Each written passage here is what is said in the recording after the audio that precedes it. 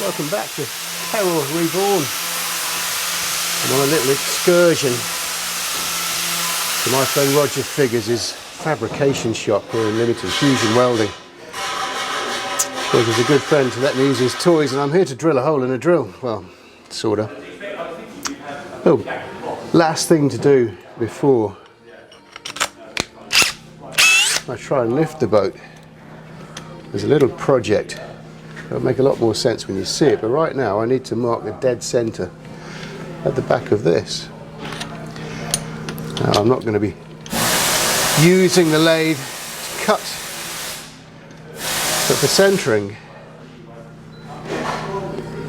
it was the best thing I could think of.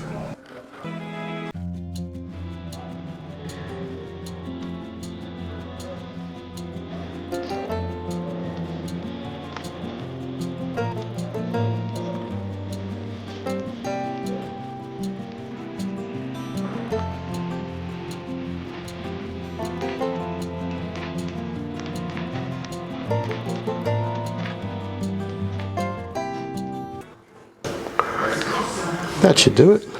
So I'm all ready to go with the lift. All we need to do is wind these jacks up and see if this whole thing works. The frame is as strong as I can make it. The keel chock is here ready to pull across when the old keel timber's out. The structure's inside. My checklist is complete. One last thing that's essential before doing something like this, and that's checking the measurements. Hence me drilling a hole in the back of my drill. What I need to do is make references that will follow the boat through the move. For example, when these beams go up and come down, my theory is that they come back down to the stocks of the jacks that they rest on. But have they? How do I know? So this is why I've been drilling a hole in the back of a drill. I put the point of my drill on the cross and a line, means I can drill straight through all these materials and the layers and get this sighting line to run true to just where I want it.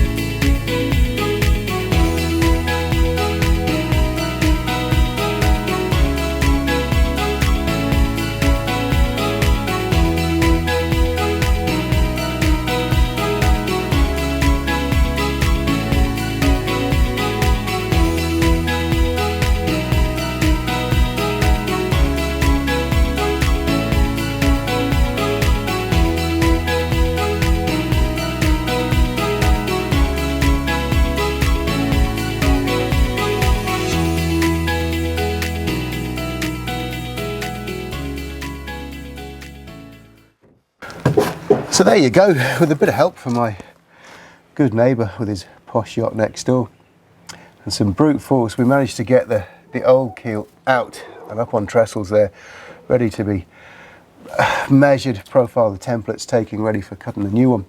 And Keryl is sitting nearly comfortably on her temporary home on this packing piece that I made to set her straight.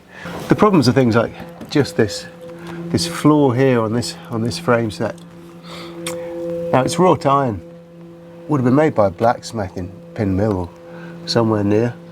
When it's come back from the blacksmith, the bottom of the U-shape wasn't quite right. It wasn't quite accounting for the angle, for the rake of the keel timber.